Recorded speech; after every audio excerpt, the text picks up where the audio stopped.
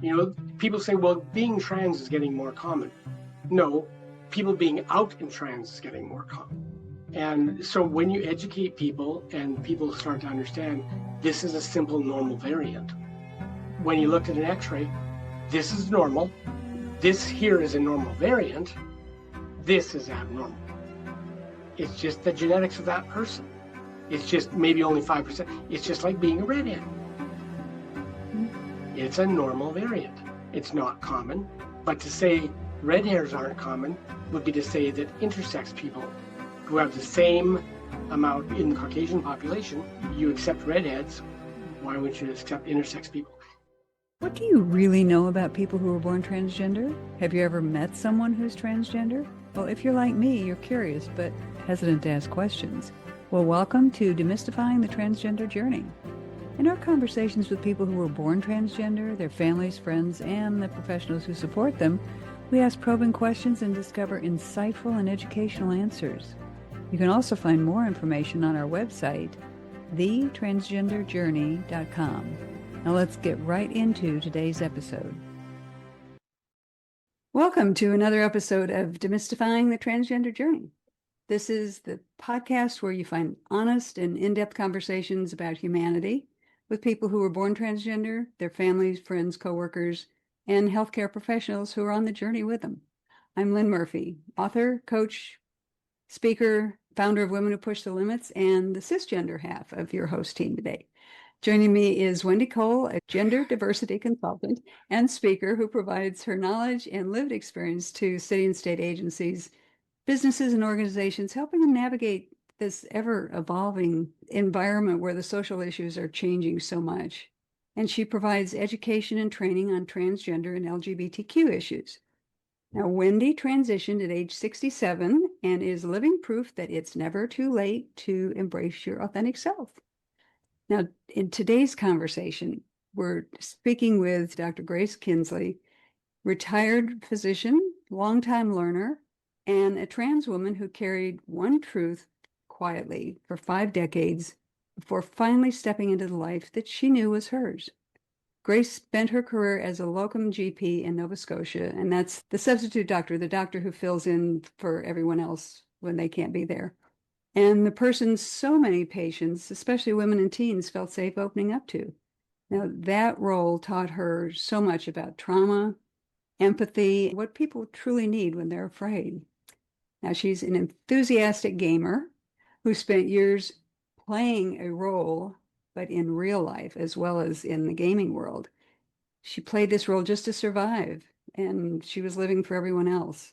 That changed when she reached her transition or die moment, and she stopped hiding.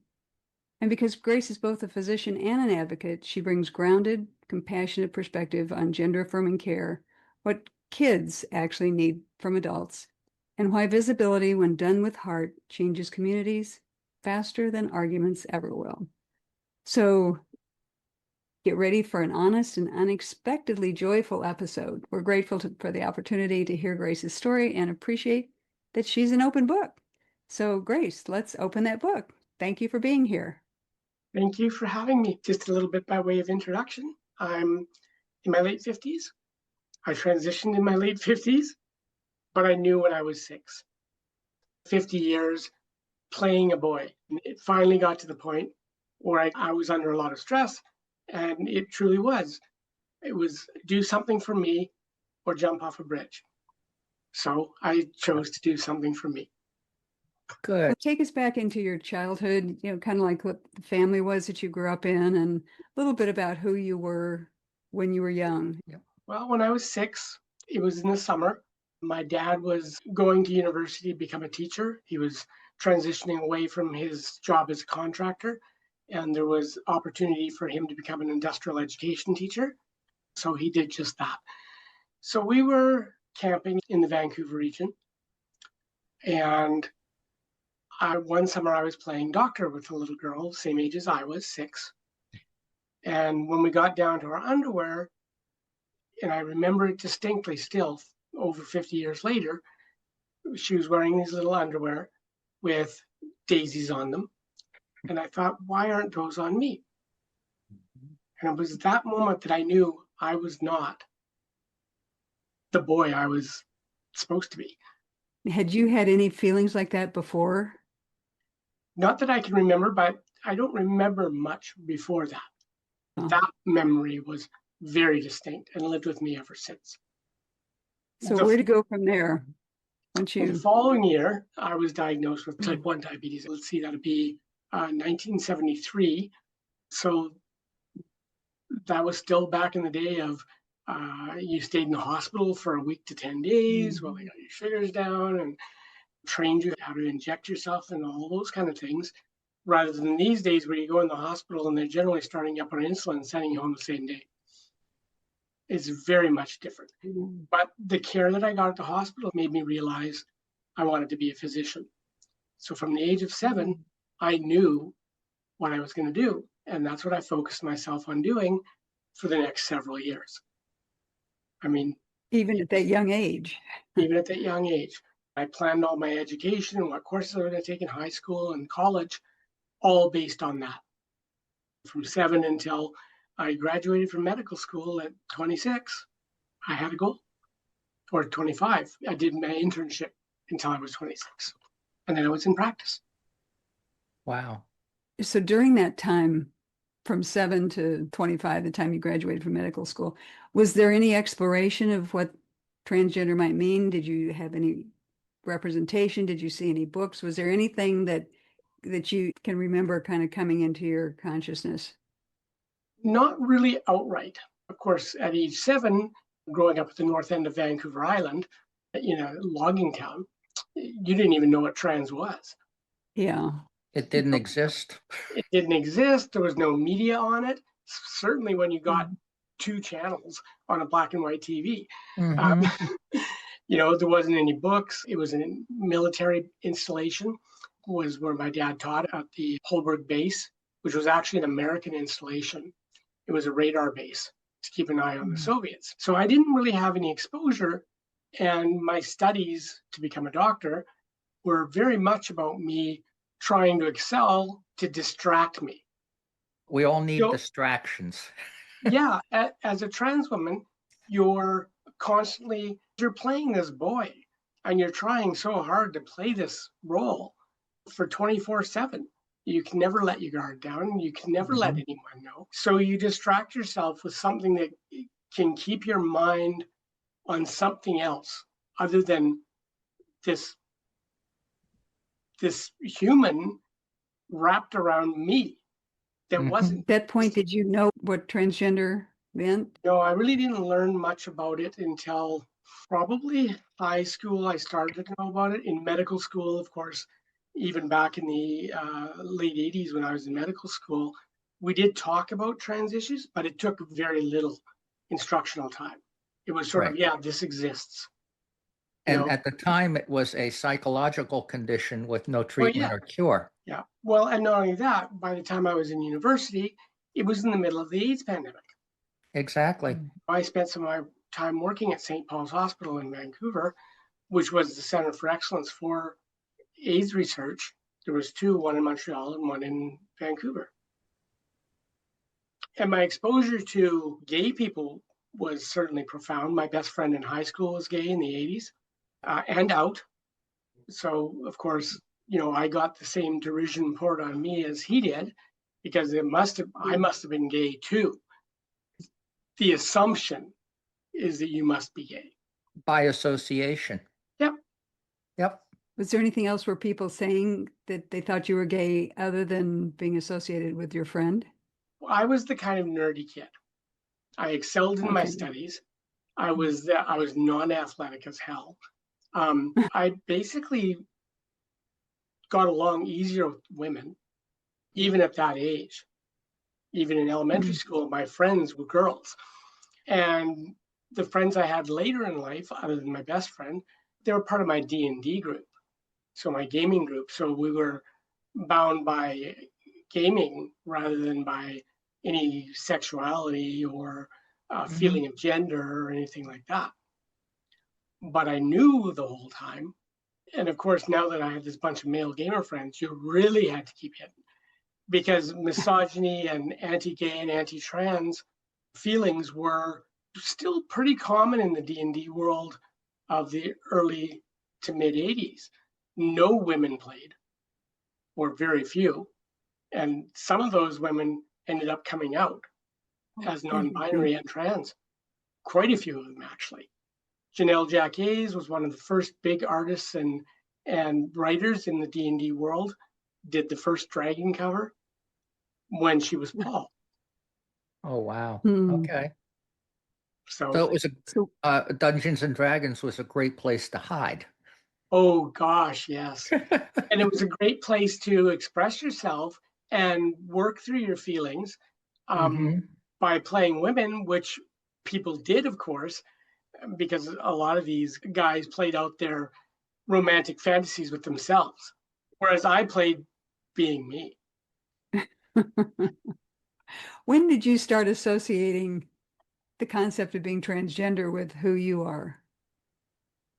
Even before I knew the language, I'm for it. I knew distinctly at 6 that I was not a boy. The word transgender is relatively new. Yeah.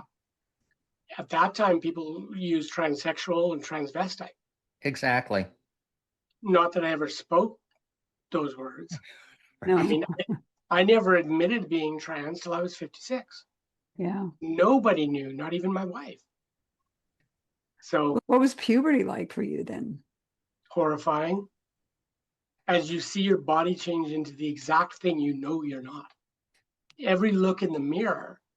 I mean, you'll find very few photos of me at that age. I hid from cameras. I did not want to see me. I've thrown out my high school yearbooks. They had pictures I could not bear to see.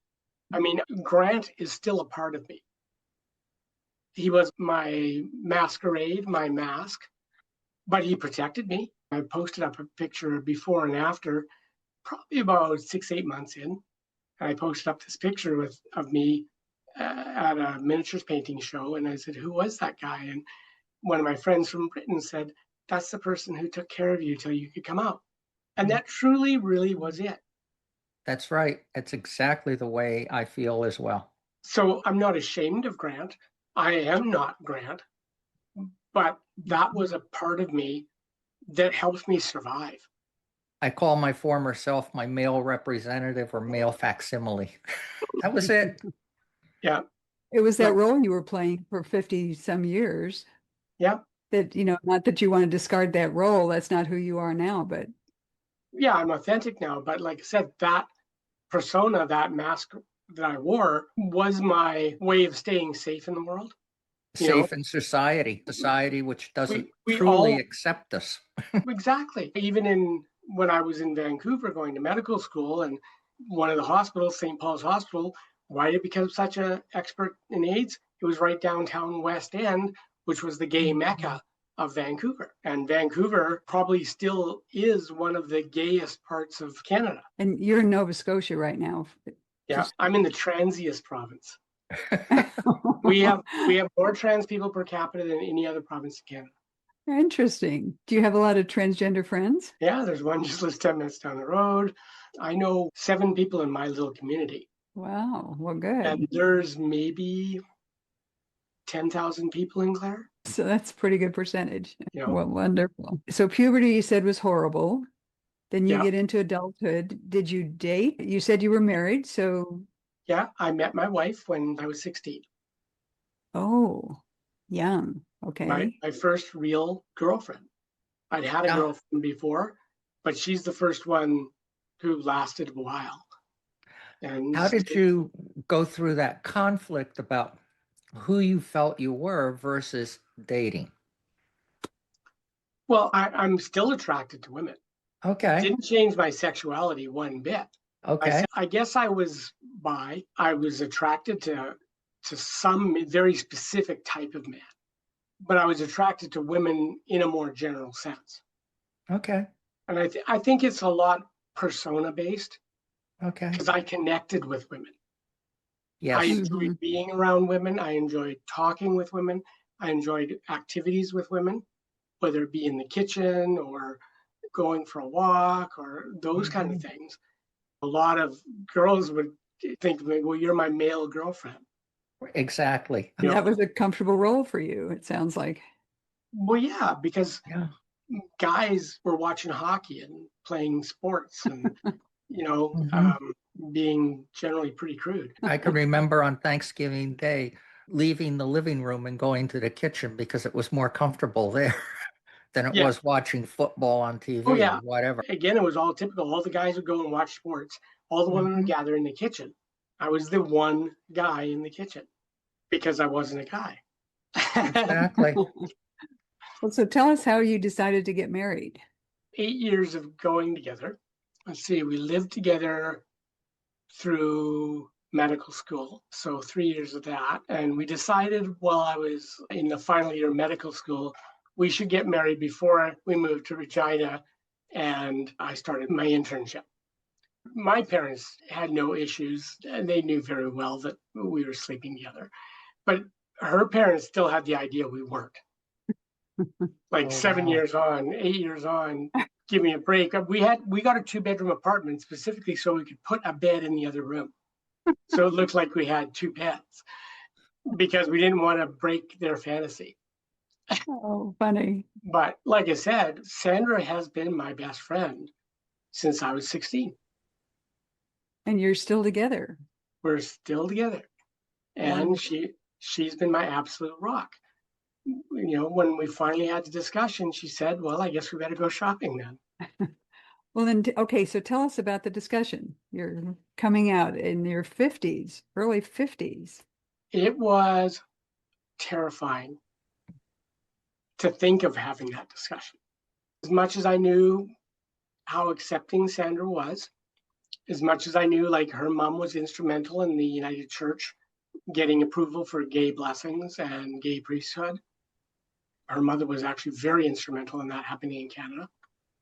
Um, as much as I knew how open Sandra was, you're still worried you're going to lose your best friend. And unfortunately, a lot of people's marriages or relationships aren't strong enough. People are thinking your relationship is based on what's between your legs.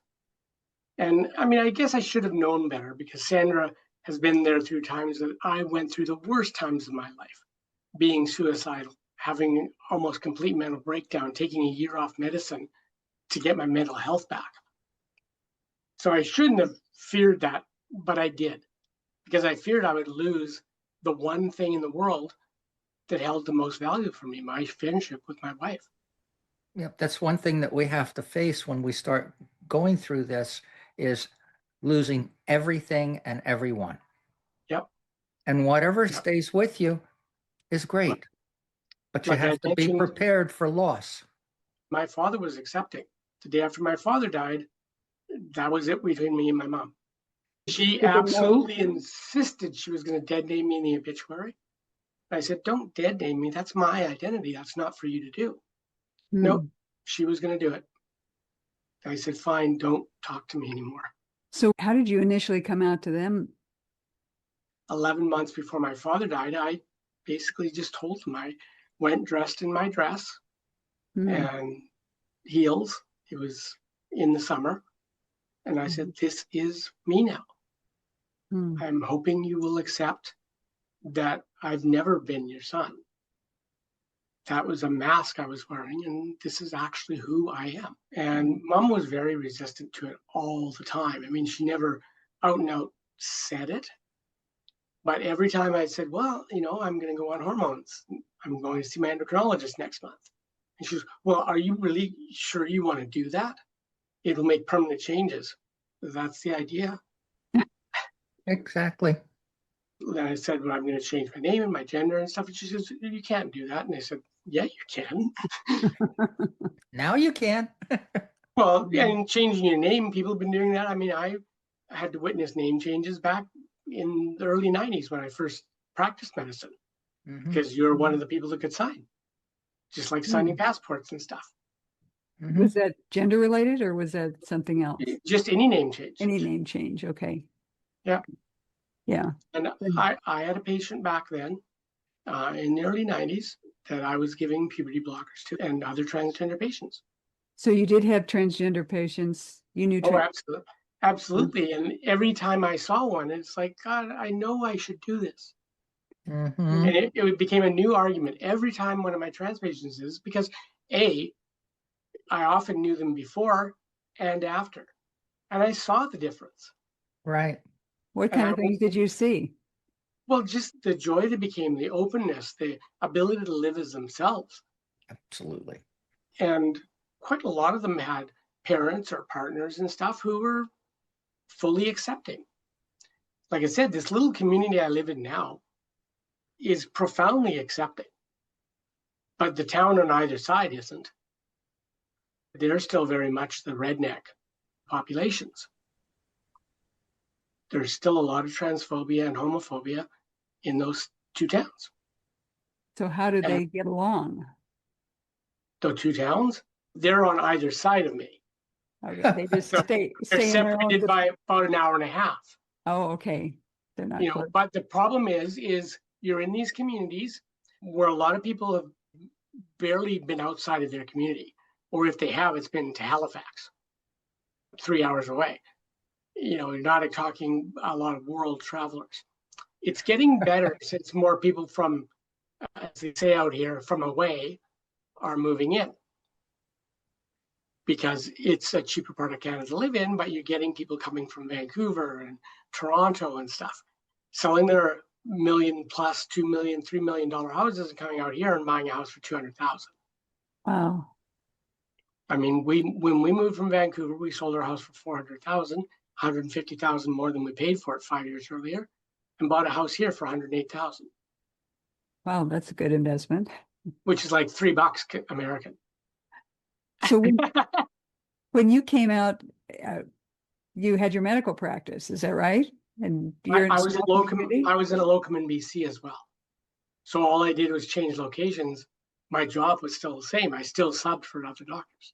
Oh, but you moved locations. Okay. Yeah. Did anybody in BC know that you'd come out? Did you talk to people? No, because I'd been out here for 17 years by then. Oh, okay. So you just... I hadn't really kept in contact with anybody. Well, one doctor knows because I was personal friends with him, and we're still Facebook friends, him and his wife. But nobody else. He may have told them. I don't know. I don't hear from anybody out there.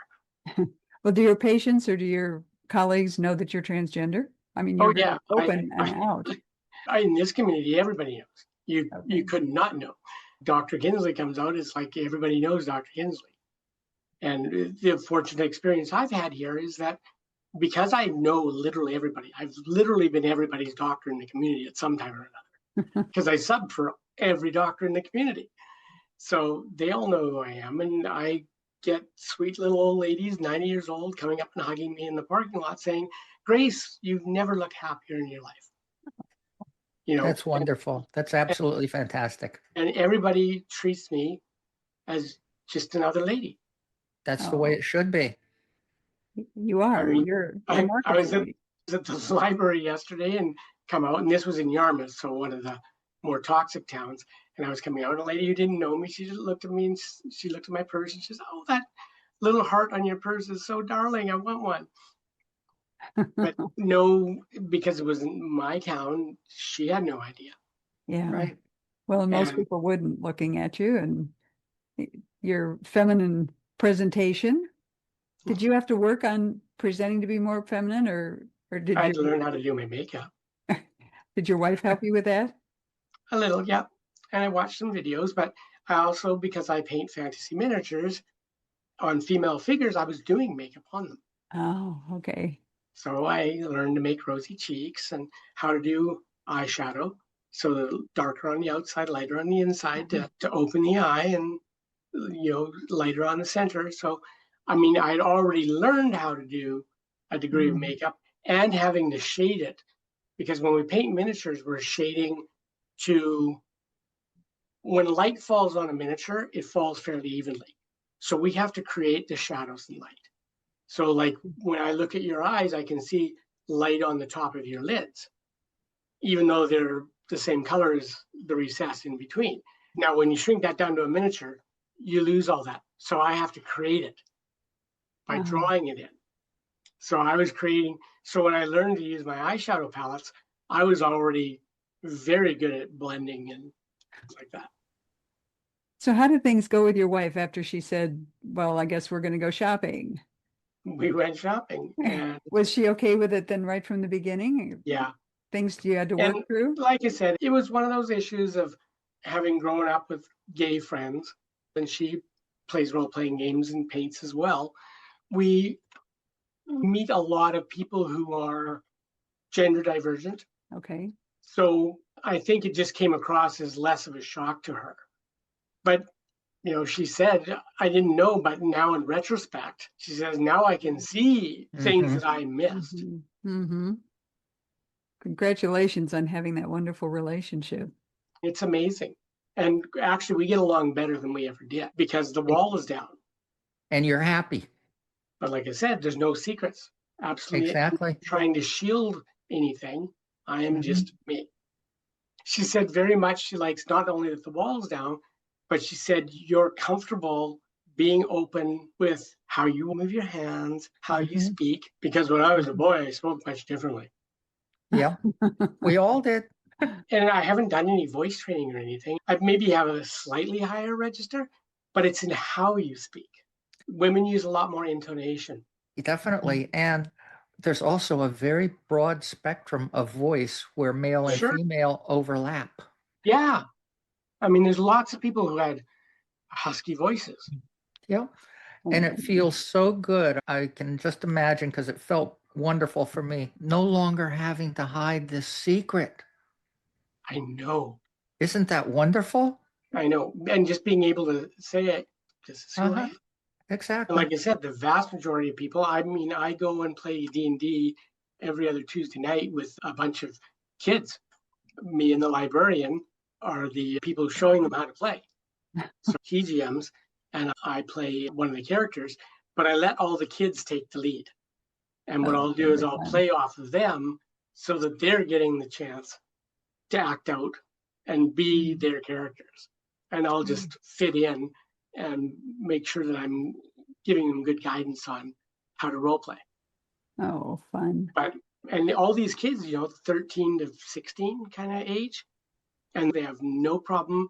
They never get my gender or name, and they know I'm trans. I was quite public about it. Well, kids don't if they're not taught to fear that. Exactly. Yep. Exactly. All prejudice is taught. Yeah, it's taught. Well, Grace, what was the critical point where you decided to transition? Because it sounds like for all these years you were checking all the boxes and trying to hold it all together as a cisgender man. How did the transition come about? When I was 5, my father-in-law came to live with us. He had dementia for several years by then. So he was pretty far down the dementia track. He was already pretty far gone. And basic things that needed to be done, like fighting with him to have a shower, fighting with him not to put on the clothes he's been wearing for 3 or 4 days. So the stress of that was the point where transition or jump. And so you were holding in all of that stress of being transgender plus the father-in-law. Is that kind of what you're saying? Yeah. That it was just that accumulating? The two stacked on each other, something had to give. Yeah. Like I literally was suicidal. Yeah. And suicide lived at the back of my mind for the previous probably 40 years. Yes. Basically, once puberty hit, everything changed the wrong way, right? Yeah. It was more obvious. Yeah. You had a visual reminder in the mirror. So then once you decided to transition rather than to die, what was next? I jumped in with both feet. We literally went shopping at Frenchie's the next day at the local thrift place, which has been, as you can imagine, is for a trans woman an absolute must, because you have to replace your whole wardrobe, because the last thing you want to wear is something that a guy wore. Yeah. Exactly. Any hint of masculinity would turn me off. I mean, I couldn't even wear a plaid shirt because plaid was such a guy thing. Exactly. And this is before you did hormones, is that right? I mean, you're shopping the Yeah. next day. Oh, So yeah. It was like the very next day, and I was in a skirt and stuff. And then I went to see my hairdresser and said, that androgynous cut we did last time, I don't want to be androgynous. I want to be, this is me. And I was in a skirt and a flowery top and a necklace and, girls' watch and high heels. So that was that. I was Grace from that moment on. one day Wonderful. to the next, that's amazing. Yeah, I figured, even my doctor, when I went in to see my doctor to get the consultations I needed to get on hormones, even she was, are you sure this is just a phase? Just Oh, something you're God. going through? Because she knew about the stressors at home. Yeah. And Michelle, my doctor, is a very good friend. She was very delicate about it. And she said, are you really sure? She goes, if that is, we'll go ahead and start. But she was worried. That's what a lot of people don't realize is it takes a lot for us to go to that edge and By the just time we step off, and there is no doubt whatsoever. None. None at all. It's a decision. As a physician, I had a job of decisions. Every Right. day I was making decisions. I was making decisions that could mean people their lives. And this one was one. It meant my life. Exactly. And I absolutely knew. I'd known it for 50 years by then. Mhm. I didn't need to think about it anymore. It wasn't just a phase. It wasn't just stress. It was me. And it's something that you've needed to do your entire life. Yeah. And the only regret I have is not doing it sooner. Yep. How did you feel once you started taking HRT and dressing I as started- you? Well, I started dressing as me the next day.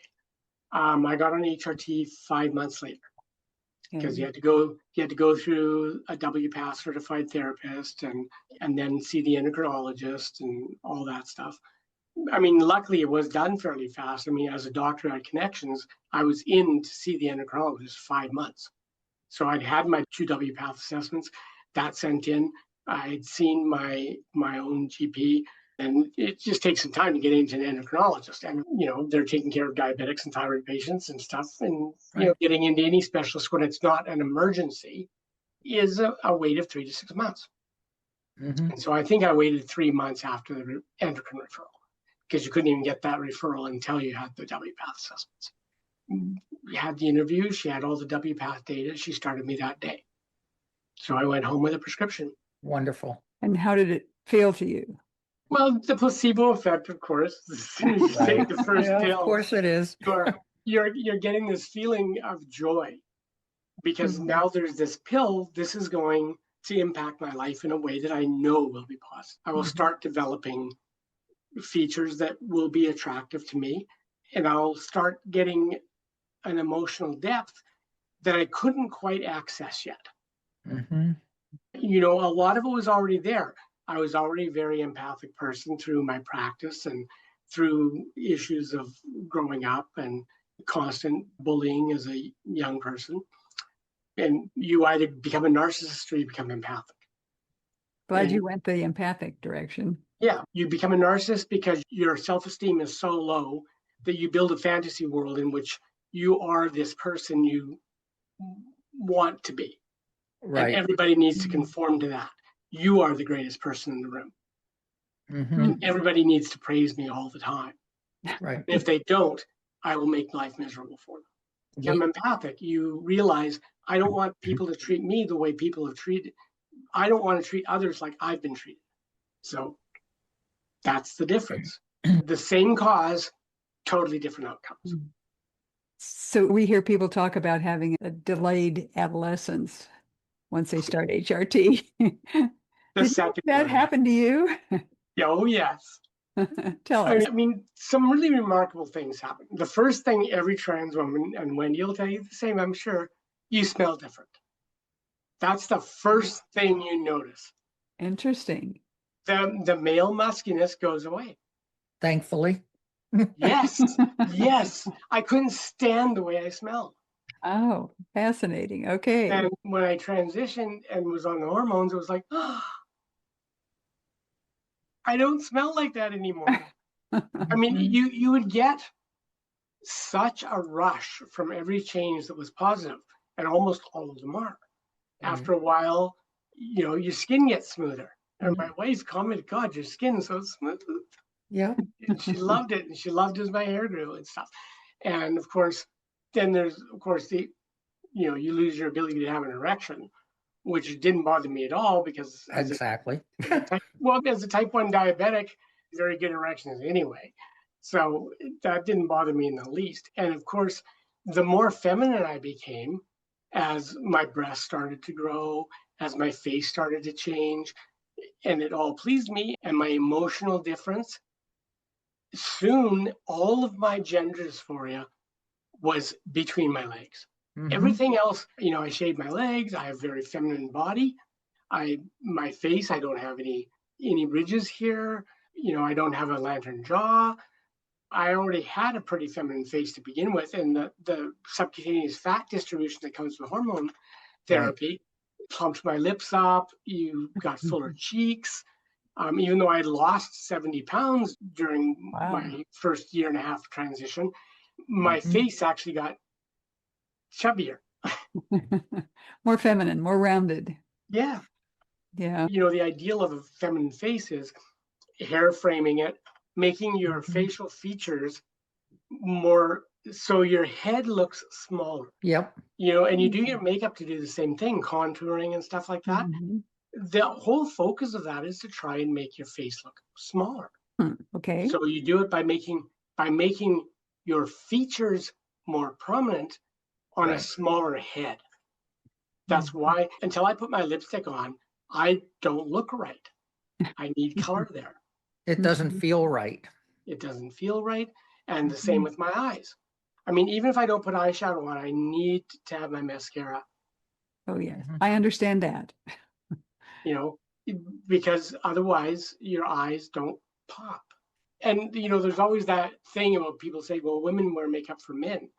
And then, no, just scratch the end. I Mhm. wear makeup for me. I see me in the mirror. And when I see makeup, I see me more in the mirror Yeah. because it's more feminine. It suits me. And like I said, I'm very femme. I'm more femme than my wife. And Mhm. you like what you see in the mirror. Exactly. Yeah. And now I don't mind. I have lots of pictures of me now. Probably more Great. pictures in the last 3 years than the previous 56. My first year, every day I had brand new experiences. The very first time of doing something as the woman I've always been. Did you Yeah, go through anything like that? yeah, you do. I mean, uh, the first time you put on makeup, getting my ears pierced, shaving my legs. Shaving my legs was an affirming thing. Everybody hates to shave their legs, but as much as maybe you don't like doing it, it became something. This is what I do because I'm a woman. I distinctly remember the very first time I was pumping gas in my car on a windy day. My dress was blowing, my hair was blowing. Then I had to go back in the car, fix myself up, look in the mirror Exactly. before I started driving. As And a I'm guy, going, we never did any of that of stuff. course not. We're We never slobs. did any of that. Men in general are slobs, especially where I live. Again, we're living manual labor country. Yeah. Out Right. out in the Hicks. I'm 3 hours from the nearest big city.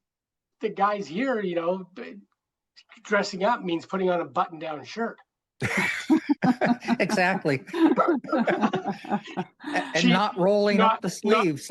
yeah, and wearing pants that don't hang down to your knees. Uh-huh. Oh, they don't have patches on them. Having grown up in a city in Vancouver, which is a fairly stylish city, where men took care of themselves, it was very much a different experience coming out here. I used to wear a button-down shirt and a sports jacket and stuff when I was locuming in BC. Mm-hmm. Not out here. Hmm. Here it was jeans and well, I still wore a button-down T-shirt. I didn't feel comfortable wearing a T-shirt, but others did. Other doctors. But you're mostly comfortable in your dresses now. Oh, dresses and Yeah. skirts. I only wear pants if I have to go mow the lawn or something.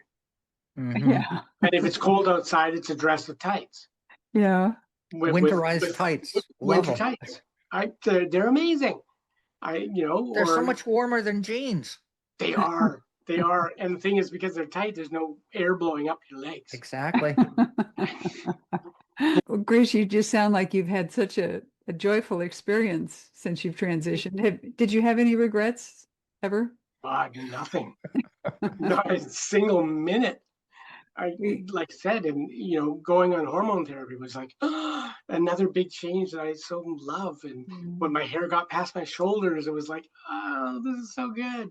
And then gender affirming surgery. Oh, yeah. Yeah. Having my birth defect corrected. Yeah. The one I wrote on my Facebook page was, I'm going to Montreal to get my downstairs remodeling. Mhm. And somebody wrote back to me on Facebook, you're moving to Montreal? No, I'm talking about my surgery. And then the laugh icon started coming up, because everybody got it. And then it's like when she didn't, it's like, oh my God, no. But the thing is, that surgery was it was a miracle. It took away my last dysphoria. Exactly. Like you said, my dysphoria was so concentrated now, I literally could not look at it. Down there. Wow. I couldn't even say penis anymore. It uh-huh. was just it. Yeah. Every morning when I got dressed, every evening when I got undressed, that's when I experienced imposter syndrome. Yeah. Like I And said, it was so wonderful to just know that it was gone. yeah. Yeah. I mean, and the thing is, with the current state of surgery, the guys in Montreal, Dr. Bassard, developed the one-step procedure. So you go in, you get your spinal, and that's the last thing you remember because they sedate you at the same time. And then I woke up and I thought, I wonder when they're going to bring me into surgery. And it's like, oh, there's a whole bunch of dressings down here. They've done already. Yeah. And they get you standing up that day. You're walking the next day, and you're off to the recovery house the day after that, and you're on your own. Exactly. You need to make your bed and go for your breakfast and supper in the meal room, and taking Tylenol for the pain after. Mhm. Yeah, the thing was absolutely incredible. Is like not experienced. My arm surgery had more pain. Yep. I had mine at NYU with Dr. Bluebond. And 7 days after surgery, I was walking through town and hanging out with my friends. Yeah. So I had my surgery on Monday. By Thursday, we were taking pictures of me fully made up and skirt and dress and all that kind of stuff. People were like looking at me. It's like, what are you doing up? And I said, yeah, that's the requirement. So here I am. That's right. And that must have been so exciting. My makeup on and all that stuff after surgery was like, now I am, all of me has done the transitional step. Exactly. And how important that is. It was, and like I said, there's a lot of trans women that never get the surgery done, and power to them. But for me, it was an absolute necessity. Well, and absolutely. I think you brought out a point too, that people have different needs, different desires, different abilities, and it's not just one way to transition. Well, it went way back to that beginning of seeing that little girl in panties and knowing that I wanted to be flat there. Yeah. There was something structural in my brain that needed that to match. Because I'm not particularly sexually active, they could have just made a flat place to pee and I'd have been happy. I mean, I was much happier that I did, and I had my very first orgasm this month. Yay! Congratulations!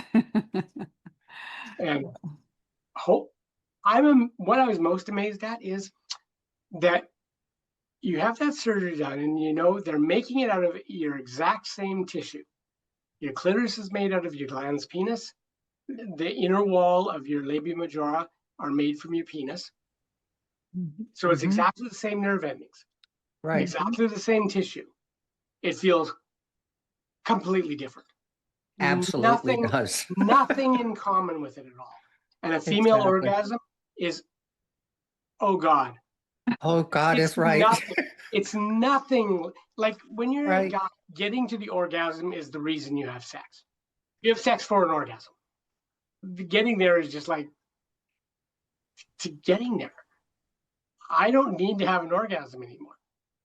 I'm quite happy with the journey. Of course, the journey takes a lot longer with two women. But isn't that half the fun of it? That's all the fun of it. Let's face it, how good you feel and how sensitive your body in general becomes with the hormones. Like after I started hormones, parts of me that just didn't really feel much. I mean, you could feel things, my nipples and stuff, sure. But after you've been on hormones for a while, they became wildly sensitive. Oh, yes. The whole area from my belly button down became an erotic zone. And I couldn't describe the difference. And the men are missing out. Oh, God, yes. This is far better than I ever had as a guy. Yeah. And I had lots of sex as a guy. Sandra probably had a higher drive than I did. And I mean, when I was in university and medical school, I mean, it was like bunnies. But I don't need to be like a bunny. Gosh, I don't need it very often, but when we have it. So it enhances your relationship. Sounds Yes. like, yeah. Well, part of it too is we're still very much that exploratory phase because I'm only a little over a month after things are all healed up. Because I had a zero depth vaginoplasty. Okay. So basically, I don't have to deal with dilations and stuff. And so that means everything internally was healed up by 3 months. So it was game open. So you say 3 months after Yeah. just to heal up, huh? Healed up. I put a bit of Replens in a couple of times a week just to keep, because there's about an inch and a half cavity. So there still is a cavity. It all looks the way it should look. But just keeping it properly moisturized and, making sure, especially the clitoris doesn't get raw because it's gone from being a keratinized structure to a non-keratinized structure. It's like a reverse of circumcision. Glans penis are usually moist and sensitive, whereas a circumcised penis gets keratin layer on it and gets less sensitive and less moist. Well, once you turn that into a clitoris, it reverts. It becomes moist and no keratin on it anymore. And God, is a lot more sensitive.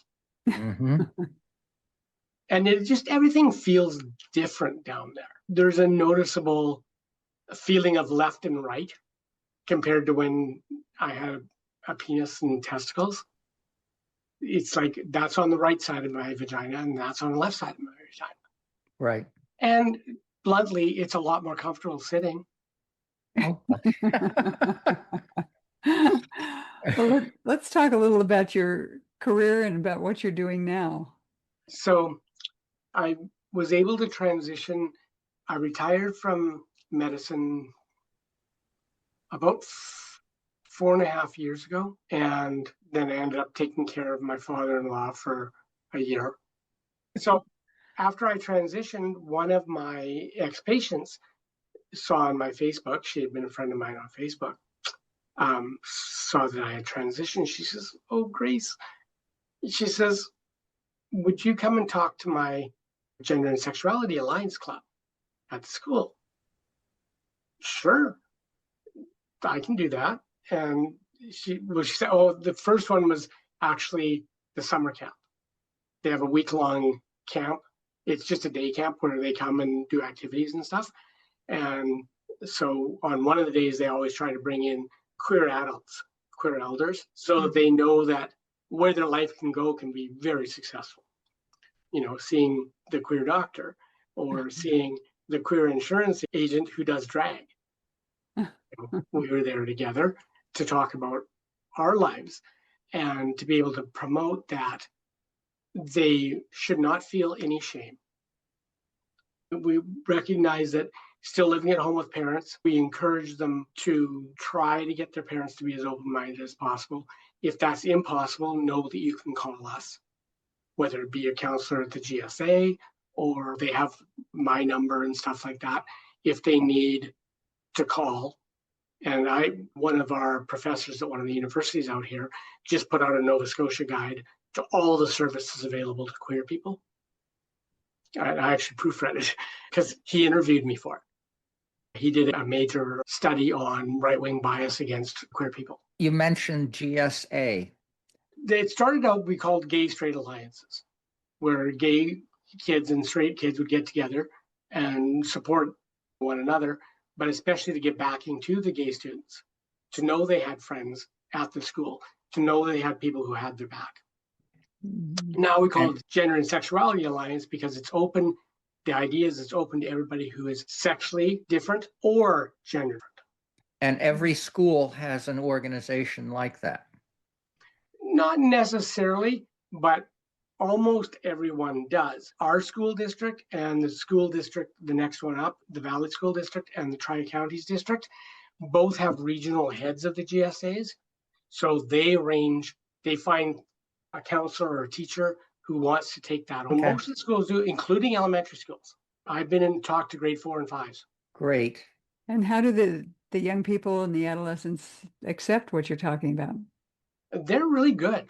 The thing is getting them young and getting to meet somebody, especially somebody like me, who a lot of them might know was their doctor, Right. or their parents do. Adults are always free to not allow their kid to go. But when I did the one for the grade 4 and 5s, all but one child was there, and that's because she was sick.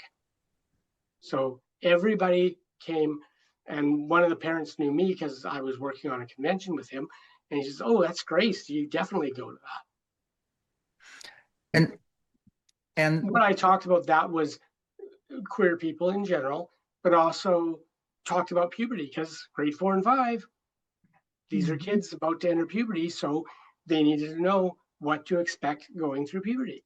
And this is not all part of grooming them. This is just information. Purely information. It's just like, when people talk about, sex education starting at 3, that's so they know what their body parts are called and what to do when somebody touches them. If you don't know that and you don't know that there's a problem, then you're going to get abused and not even know it's abuse. Exactly. And these young people you're working with are all self-identified as queer or questioning. They're in a GSA, not necessarily. No? Okay. We accept straight people to come to them. There's a lot of straight allies who come because their friend is there. And that's great because that's where forming alliances and allies begins. Ultimately, we should not be thinking of ourselves as a different minority. Yes, we are a minority, but we're an equal minority. And we're all Black human. people, just like women, just like disabled people. At the convention I help run now, after I was abused at another convention, the convention I run now, we have a strict zero tolerance policy for abuse and trash talk, which is transphobe, racism, ableism, sexism, and homophobia. If you do any of those things, you will be banned permanently from the convention. There is no fooling around. As it should be. As it should be. The convention I went to, I was abused by one of the executive members, and I was on the executive as well. And I said, you can't have somebody like this at your convention. So they took him off the executive. Oh no, he's still free to come to the convention.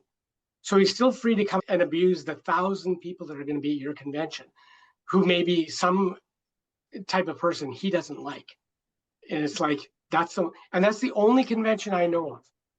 Like whether it be a professional conference or a games convention or a comic book convention, any of those kind of things that does not have a strict abuse policy. Because they know you need to have a safe, inclusive environment if you're going to attract people. Like I said, 20% of queer people are gamers. Yep. Half of gamers are now women. Remember I said back in the 80s, it was all men, it was super misogynistic? That's not the case anymore. Our convention, our games convention, we have 2 queer people out of 6 on the board. We have 4 people out of 6 who are women. That's good. That's an unusual percentage. We're seeing a lot more of that. There's a big convention that's only on its 3rd year, Philadelphia Area Gaming Expo. They're wonderful. And I wrote to them and they said, we ban people for less than what happened to you. Wow. And then he says, when you come down, let me know. I'll comp you tickets. You don't need to comp me tickets. I just wanted to know what your policy was. Well, I'm going to go back a minute to you working with this GSA group. You say you've got queer, which I'm using that term to encompass different gender presentation, and cisgender people in there. So how do you explain being transgender or gender fluid to a cisgender person? The best way that I've been able to explain it to people, and every trans person will have a different way of expressing this, just like depression can be described as being in a dark tunnel or having a dark cloud over your head. We all have a personal way of describing it. And my description to people, I say, imagine that you are a boy. You've woken up this morning as a boy. You smell like a boy. You have a penis. Your breasts are gone. You've got a lantern jaw. You are a boy. You're growing a beard. And you're told because of this condition, you can't change back. How do you feel? What is your mind thinking as you look at yourself? That body feeling. Mm-hmm. Okay. Does it feel distressing? Would you feel distressed? You now know this is your permanent body. You're not going to get to change it back. Yeah. And then I tell people, after the light goes on, that's how I felt for 50 years. Mm-hmm. That's the feeling I had. I was trapped in this body that was not my brain. Mm-hmm. Right. My brain said, your body should be this. Yeah. Your emotions should be more like this. Mm. And then a lot of people then really understand, now I get it. I wouldn't want that to happen to me. And you've lived it.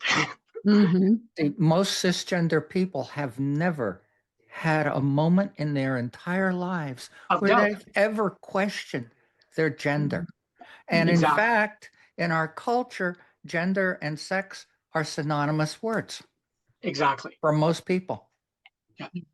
And the thing that, again, this comes from Western colonialism and the influence of church. Absolutely. You know, going and destroying cultures to try and fit their culture into yours. Exactly. People forget that every non-Western culture, well, every Western culture does too, they just hide them better.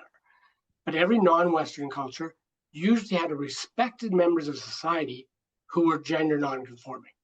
Exactly. Because that's how we're born. It's a condition of our birth.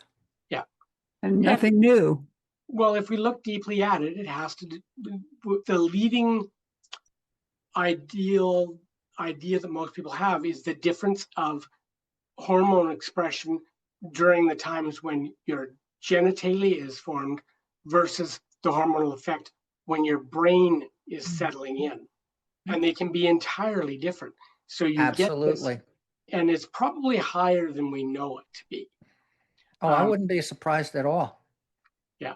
So this incongruence, which is how the World Health Organization describes it now, is gender incongruence. Yes. And is not a mental disorder. It is a sexual condition where your gender identity and sexual identity are two distinctly different things. Exactly. And they may be incongruent. So are people finally starting to understand that? People sit down and get to know a trans person. Most of them will. Yes. And the only thing that they rely on beyond that, if they can't convince themselves of that, is religious. They will use their religion to tell you that God says that can't be. My argument to that is, that's not my religion. So its applicability to me means nothing to me. And that's not the biology or the neuroscience of it as well. Exactly. And then I tell years them, or decades of research on that. And how you treat me should not be based on your belief of who I am. It should be based on my belief of who I am. A lot of the things that they point to, like the anti-gay verses, are mistranslation. Yeah. Right. What they were talking about was pederasty.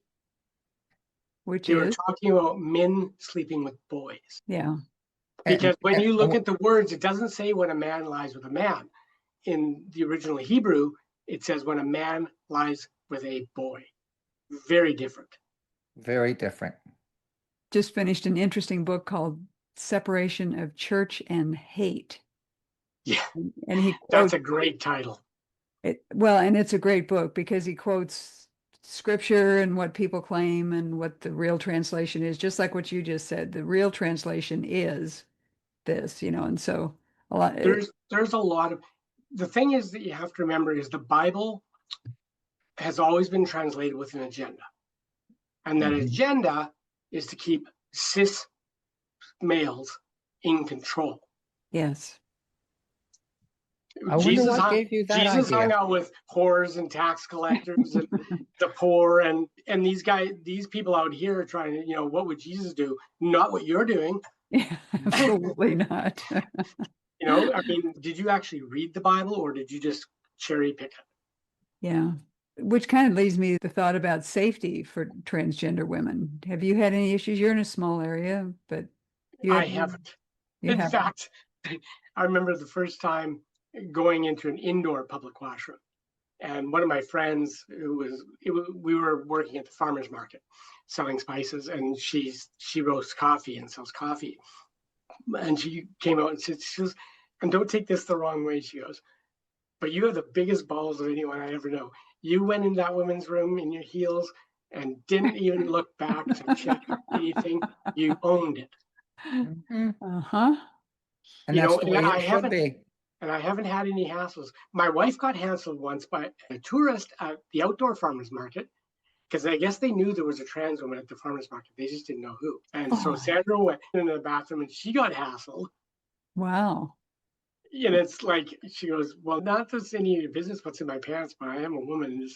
And someone else came in the bathroom and said, I don't know what you think, lady, but she's not trans. But somebody was just looking for trouble. I mean, that's crazy. Well, there's these bathroom spotters. It's like, oh God. I mean, how idiotic is that? There are more masculine looking women than trans people. Yeah. So he's going to get hassled, right? I always tell people women come in all shapes, sizes, and forms. Sure. Voices and everything. And all it takes these days is having a short haircut. Oh God, yes. Yeah. But it becomes an attack on, if you don't fit my vision of femininity, you can't be a woman. Gracie, now that you're an affirmed woman for 3.5 years, what's different from your expectations? I'm substantially more confident. I live openly as trans in my community. But when I went out to Vancouver, I didn't tell anybody. Right. And why would you? I didn't need to. I just, exactly. I wasn't there to open people's eyes. If somebody said something to me, I probably would have had some training words for them. Like, okay, if you're accusing me of being a man, which I'm not, why does that matter to you? You do understand that people with differing genders have been around as long as we know, as long as we've had words for it. And they may not be transgender, but we've had words. A lot of eunuchs in the Bible and before were in fact trans. They were doing it to be as womanly as they could. The priests of, I can't remember her name, there's a Greek goddess. And all of her priestesses were men who castrated themselves and drank mare's urine, where we got Premarin from. Oh. They were drinking hormones. Mm-hmm. They would concentrate the mare's urine and drink it because it was full of estrogen. It was from pregnant mares specifically. That's how we got the word Premarin, pregnant mare urine. That is fascinating. What other medical tidbits do you have for us? I think from a mental health standpoint, I can only stress that up who you are, hiding in a closet for your mental health is way worse. Coming out and facing who you are and becoming who you are is going to allow you to deal with life's other stressors in a better way. Absolutely. I'm doing a therapy course now called Rainbow UCP, which is about dealing with stress and anxiety and depression, but specifically for queer people, because we're dealing with stress, anxiety, and depression on top of an already thick layer of trans and homophobia. So we've got an extra layer that's piled on. So there are different strategies for how to deal with that. And being out is one of those strategies that's going to make it easier. Because if I'm not having to deal with my self-resentment, my 24-hour a day playing a role and exhausting myself, then I can better deal with the rest of the stressors in my life. So That's exactly mentally, true. it is very important that you become who you are. Who you are is not a mental illness. It never has been. It's been labeled, but that is not what it is. These are things that we know about ourselves. They have no negative impact on our life. People who call it delusions have to realize that a delusion is only a delusion when it comes with some negative impact. Mhm. If I know I'm a woman because I think like a woman, and if enough testing was done on our brains, and we know that there are structural similarities between my brain and a woman's brain more closely than there is to a man's brain in its structure and function. And as we get more and more data from fMRIs, functional MRIs, we're going to see that the function more closely aligns with our gender of our brain than our gender of our penis or vagina. Exactly. That is absolutely true. So do you think having more information out there would kind of help bridge some of these? That's the only divide? way. There's still racism, and there's going to be transphobia and homophobia and ableism for decades to come, generations of it. But every time we educate more people, we see people say, well, being trans is getting more common. No, people being out in trans is getting more common. People Exactly. who are always trans, they hit it, doing Mhm. themselves damage. And so when you educate people and people start to understand this is a simple normal variant, and that's what it is, it's a normal variant. It's like when I did radiology, you learned when you looked at an x-ray, this is normal, this here is a normal variant, this is abnormal. It's a spectrum. Yes, and normal variants, if this bone has this bump on it, that's just normal. It's just the genetics of that person. That's all. It's still totally normal. It's just maybe only 5%. It's just like being a redhead. It's a normal variant. It's not common. But to say red hairs aren't common would be to say that intersex people who have the same amount in the Caucasian population as redheads, you accept redheads, why wouldn't you accept intersex people? And if you accept intersex people, then why don't you accept people whose intersex is in their brain? Because that's all it is. Exactly. Yeah. And, you know, one day, are we going to find things about it? Sure. Will it reverse what we do about it? No, because we know that other methods don't work. We know that conversion therapy doesn't work. We know Oh, that absolutely. talk therapy or a gender exploratory therapy is a bunch of horse shit. Yes. That simple. You can't talk somebody out of being gay. You can't talk somebody out of being trans. You can't convince them because we know it's not a debate. Well, and I like what you said about talking to people who might confront you, saying basically, I can't remember your words, Grace, but it was basically, what difference does it make to you? Exactly. Yeah. Well, it was like the gay marriage argument. Well, it's going to ruin straight marriage. No, it did nothing to your marriage. It didn't stop you from getting married. It didn't make you marry a gay person. It didn't stop you from getting divorced at a higher rate than lesbians get divorced. It certainly doesn't stop right-wing Christians who have a higher divorce rate than anybody. Well, it goes to the fear. We talked about that earlier. People are being taught to fear these things so that they can be controlled.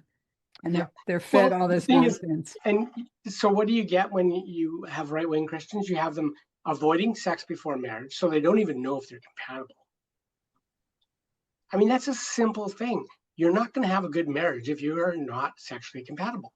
If you don't have partners that are enjoying each other in bed, they're not going to enjoy each other at a conversation because they're not even conversing about other comforts of life.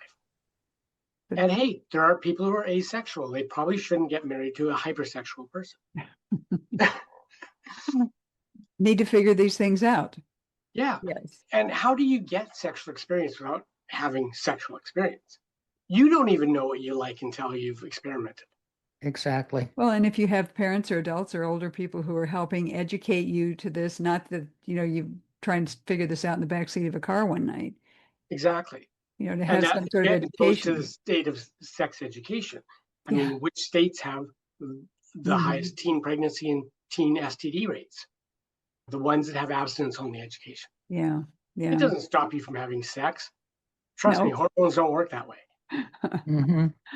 They're going to do it. They're just not going to do it safely. With all this stuff that's going on right now that's got all of us upset, from a personal standpoint, what is it that keeps you grounded? My painting hobby, Hmm. the work I do with the GSAs is very enriching for me to know that maybe I made another kid safe today. Wow. Maybe I made a kid have enough intestinal fortitude to stand up for him or herself or themselves.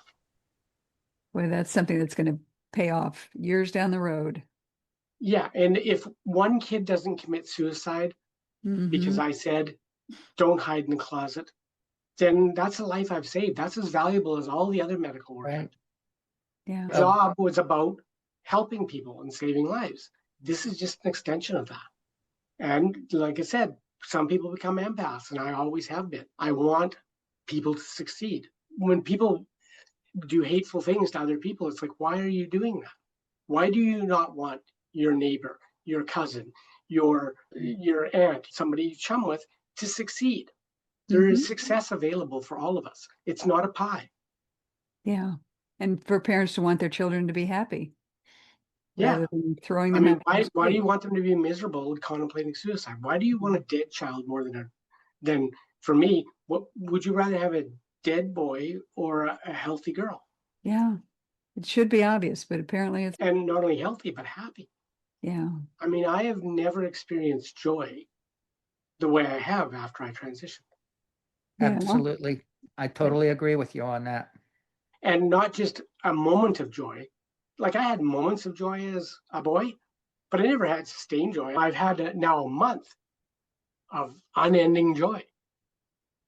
And meeting up with you guys is part of that, because it means I'm able to tell my story, and maybe someone will watch it and maybe they'll feel confident. The more people like us that come out and that are part of cisgender society and not afraid to be in front of people, Yeah. that's going to make all the world of difference going forward. I mean, I would dream of a day, many generations from now, when there's men and women and NBs, and nobody asks you whether you're trans or cis. Exactly. You're just who you are. You're just another woman. Yeah. And had I had the ability to go on puberty blockers when I was going through adolescence? Oh God, yes. Bet I would have. Of course, they weren't using them on trans people then. I was going through medical school when we just started using them for early puberty. On cisgender. For people with precocious puberty. Yeah. And it was okay to use them there, but it's now not okay to use them. Now, by the 90s, I was giving in, like when I first came here in 2005, I was doing injections for a young trans girl. She's now an adult in college. Oh. And of course, you couldn't figure her out for being anything different than cis, because she looks just like every other girl.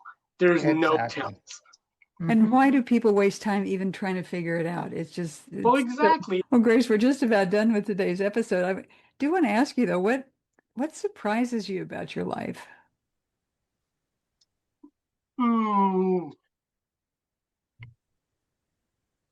I think the biggest surprise would be not realizing how happy I would be. Like I knew I would be happier. I didn't realize how much happier. Exactly. When I have a dream and it's got me in it, it's me. Mhm. I don't see the bearded guy. I see me as I am now, The real which you. really tells me how much it was in my brain. Yeah. Mhm. It's like once I had a visual idea of who I would be, that replaced me in dreams. And getting up in the morning and realizing who I am, being able to put on pants and not worrying about something slipping out. It's stupid little things like that, but it's the little things that make all the difference. Yes, there's big, grand changes, but it's the little things and often nothing you can see Mm. that make you realize who you are, Mhm. And like I said, I've had tears of joy from it. That's so wonderful. Tears of joy when a waitress in a restaurant who didn't know I was trans came up to tell me how beautiful I was in the outfit I was wearing, and it's like, oh my God, hearing that for the first time somebody else gave me flowers and getting a compliment from women, because compliments from women mean a very different thing than compliments from men. Mm-hmm. Oh, Most men are yes. using their compliments to get in your pants or as a way to start a relationship. Yeah. Mhm. Whereas women give each other compliments just because I liked your outfit. Yeah. Right. That's it.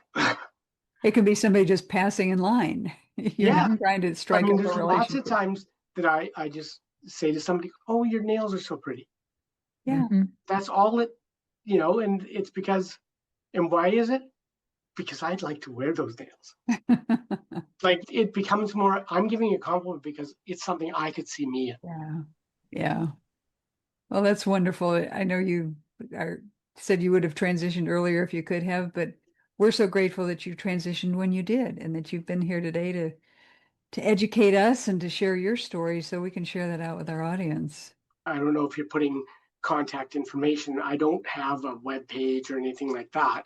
Facebook, that's my only contact. Well, and you've got a very active Facebook page. We will put that in the show notes. Yeah, well, I put a lot on it. Yeah. As you've seen, stuff about dealing with abuse, stuff about being trans and support for trans people. Yeah. Well, it's always fun to go there to see what you posted and pretty Yeah. pictures. Well, we got your contact information and anything else that you want to say before we wrap up today? Just to all the other people out here who are watching and questioning, explore yourself. Don't be afraid to be you. If you're wondering if you're trans, you may be, you may not be. Get a gender therapist to walk you through. It doesn't matter whether you are or not, but give yourself the freedom to know. Thank you so much. Wendy, any last comments, thoughts, questions? Thanks for being here today, Grace. Thank you. And of course, in the future, if you have any questions, just let me know. We will do that. Grace, thank you so much for sharing your story, your wisdom, and your heart. You're open and compassionate, and as you said, empathetic, and you've made this conversation truly special. I really think we're grateful for the light and the joy that you're bringing to our listeners and the communities that you serve. They are so lucky to have you there. And And I'll say one more thing. sure. From a medicine perspective, don't let people who are on the internet try to tell you they have expertise. I've dealt with trans people for 20 years. I know the science. I've done the research, actual research on it. I've done endocrinology in the lab.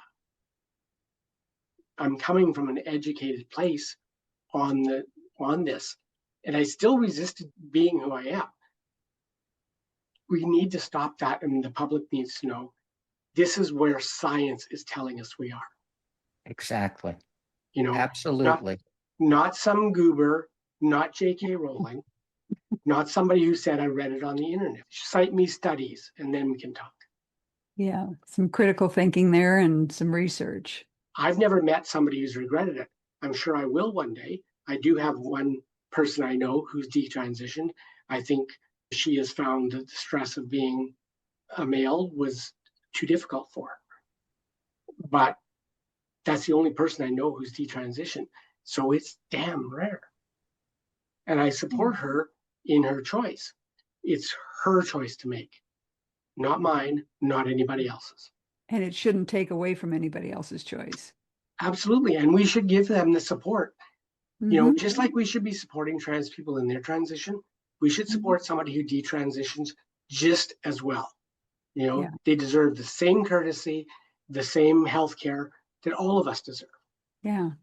And the same empathy. Exactly. Yeah. But to take a small sample and blow it up and say nobody should be allowed to transition because look at Exactly. this. Like we'd be banning knee surgery. Thank you so much, Grace. You're out and vocal and visible, and we so If much I can appreciate that. if I make it one notch easier for the next generation, I've done a good job. Exactly. I think you're there, and you're continuing. I will. So to I'm on the planning committee for the day of celebration for our queer teens in the district. So we usually get about 100 kids coming. Oh, you're making a difference. Thank you. And now, for our audience, if you're cisgender and you're listening today, I hope that our conversation made something simpler and more human, explained a lot of things. One thing that I think I'm taking away from this, and that I hope you are too, is that trans people aren't an issue. They're your neighbors, they're your kids, they're doctors, they're gamers, they're partners, they're friends, they're people doing ordinary work and becoming whole. And often that's what changes hearts. It's not a statistic or a headline. It's getting to know somebody. It's that familiarity. So it's just realizing that this person is just like you. I mean, in certain ways, we find those commonalities. Yeah. What's between our legs makes very little difference except to your partner. And then maybe not even then. Yeah. So in our audience, if you're transgender, questioning or supporting someone who is, I hope that today Grace gave you kind of some permission from her story that you don't have to earn the right to exist. You don't have to be perfect to be real, and you don't have to do it alone. There are people who will help. So here's a challenge for you today. If you're a parent, teacher, employer, friend, someone who knows someone and cares about someone who's transgender, ask yourself this: am I making it safer for that person to tell the truth? And if someone trusts you with who you are, who they are, treat that as if it matters, because that trust does matter. And thank you again to Dr. Grace Kinsley today for sharing her uplifting story and her perspective with such courage, clarity, and joy of life. I think if I could speak French, I'd say that in French, but I'm not going to even try that. Joie de vivre. Thank you. So on behalf of Wendy Cole and me, Lynn Murphy, thank you for joining us on Demystifying the Transgender Journey. If you found it meaningful and informative, please share this episode with just one friend. Pass it on. We'd like you to share it with more, but pass it on.